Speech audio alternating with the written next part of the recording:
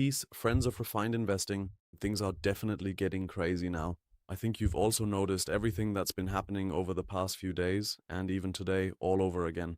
It's just crazy because whether it's the Fed, DTCC, regulators, or international payment networks, somehow XRP is popping up everywhere right now, and people are simply talking about the future of the financial system. And today there was another really important announcement.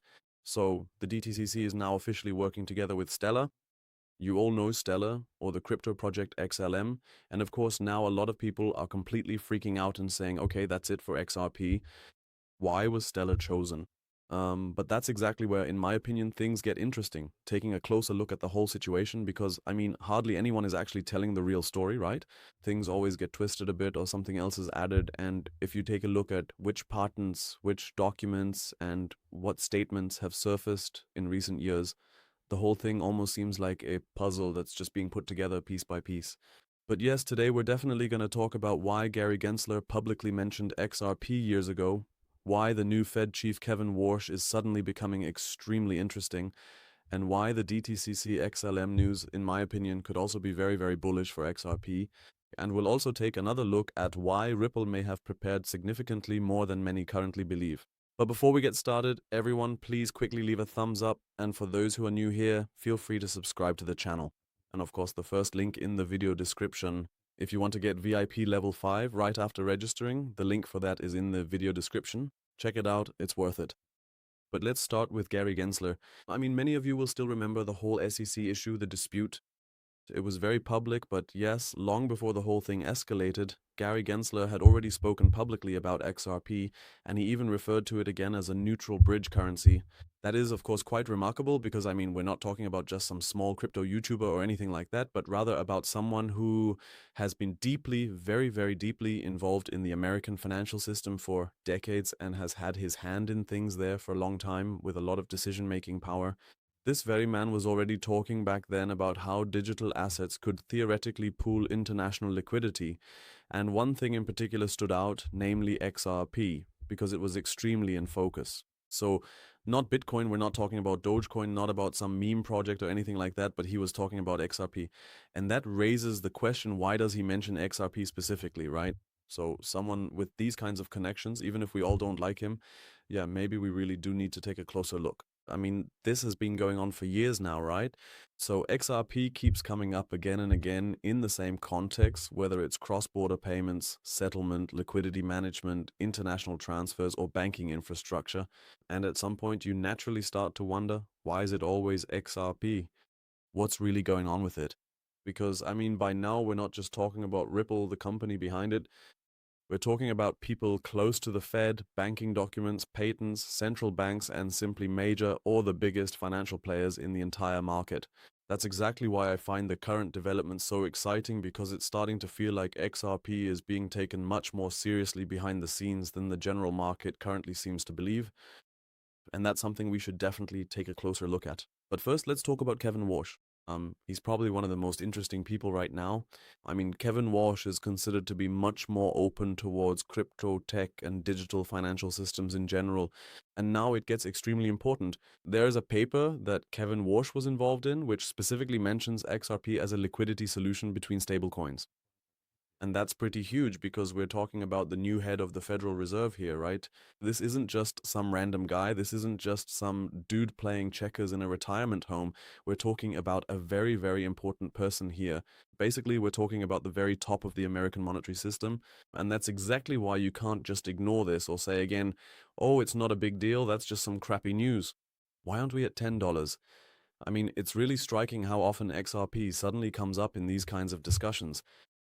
And yeah, for some people, the only possible way to satisfy them is with the price. But things like this take time, you know? It takes quite a long while, but in my opinion, that's completely and utterly insane. But now let's get to the DTCC story. So this morning it was officially announced that the DTCC is collaborating with Stellar. And yeah, of course, a lot of people immediately got scared. I mean, you know, the XLM XRP dilemma. And yeah, many just assumed that XLM would now win out over XRP. But honestly, I see it completely differently. I mean, developments like this were actually expected by parts of the XRP community years ago. Why?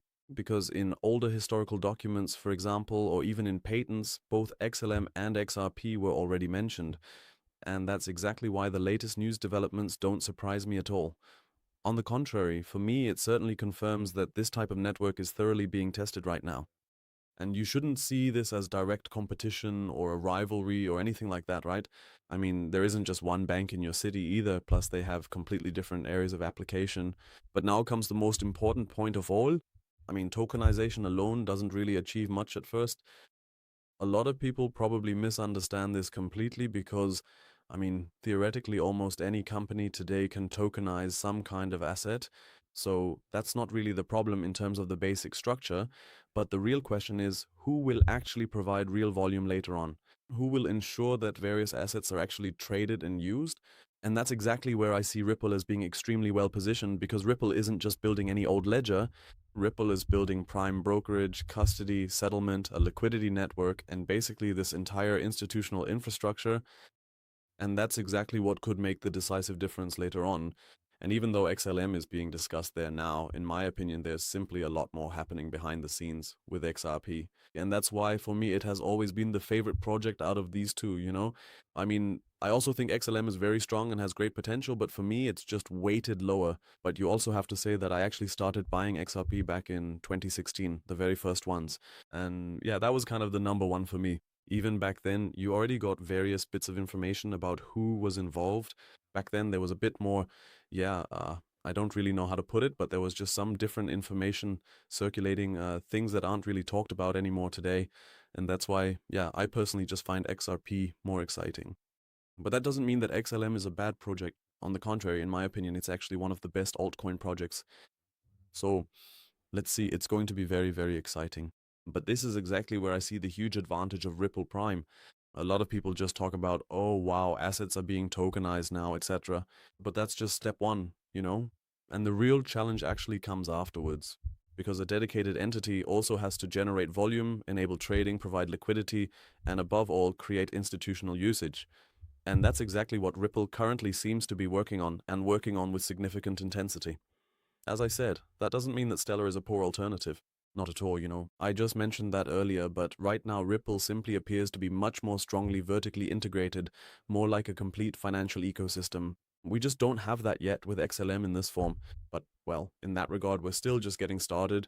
And that's exactly why I think a lot of people are completely misinterpreting this DTCC news.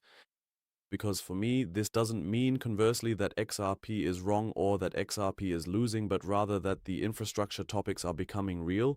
So we're not talking about anything else anymore because for years it was always said that the patents mean nothing, the documents mean nothing, the discussions mean nothing. So in the end, everything was bullshit and didn't lead to anything anyway. We're sitting at $1. What do you even want, right? But you just notice that 98% of people in the crypto market simply have no clue. But, well, those are probably just some people who stole their grandmother's piggy bank and then, I don't know, wanted to drive a Lambo the day after tomorrow. Who knows? But now there's definitely another point that, in my opinion, gets way too little attention. XRP is deflationary, and at the same time, institutional capital is increasingly flowing in, especially through ETFs, and that's simply a combination that has practically never existed before. I mean, normally we know ETFs for assets that can theoretically be expanded without limit, but with XRP, the dynamics are completely different, and that's exactly why it will be extremely exciting in the long term. Because let me put it this way, if you have more usage, more institutional capital, more regulatory clarity, and also more network activity all combined, then of course the entire market structure changes, and that's, well, next level. And that's exactly why I also believe that we're still pretty early when it comes to all of this. Many people still see XRP as just a coin from the old days of crypto, but at the same time, XRP is showing up exactly in those key areas that could become highly relevant for the entire future of the financial system. We're talking about the Fed, the DTCC, banking infrastructure, settlement, liquidity, stablecoins, MAPE, and tokenization. And at some point, the moment will inevitably come when the market simply can't ignore these things anymore, and that moment will most likely arrive. When it will happen remains to be seen, but in my opinion, it will happen, yes. But in the end, as always, everything remains extremely speculative. Of course, nothing is guaranteed, but overall, what's developing around XRP is simply an image that's slowly getting bigger and bigger. Because whether it's Gary Gensler, Kevin Walsh, the DTCC, or Ripple Prime, again and again, the discussion ultimately comes back to the same basic idea or the same core concept. Simply a, yes, neutral digital liquidity layer for global financial flows. And that's exactly why I find the current situation around XRP so exciting, because let me put it this way. The deeper you dive into it, the less it feels like just some small crypto hype and more like a long-term restructuring of the entire financial infrastructure. And yes, feel free to share your opinion in the comments about what you think and how deeply involved you are in this topic. Whether you think it's nonsense or whether you agree with me. Let's see, right? Of course, nobody knows, but I'm definitely following this with interest, and let's see what happens in the coming years. But I think we're facing an extreme turning point here, an extreme upheaval. Whether all of this is positive remains to be seen. I'm also not a fan of everything that's probably going to come in the future, of course. But if you can derive a clear benefit from it, then in my opinion, you should certainly take full advantage of it, at least in my world, you know. But as I said, before you just blindly jump into something like that, make sure to check out the project first and study it, you know, over months and so on. It's not about pushing XRP or anything like that. It's just that, in my opinion, there's simply an opportunity here. But that's it for now. We'll definitely continue on Monday. And finally, once again, the announcement. If you want VIP 5, you'll get VIP 5 immediately after registering. Normally, you only get that if you have a trading volume of 1 million on your own, you know, so that's actually not usually available. We negotiated that, and yeah, that's that. Of course, please give a thumbs up. Feel free to subscribe to the channel, and as I said, we'll talk again on Monday. Hang in there. Have a great weekend in advance, and see you soon. Peace.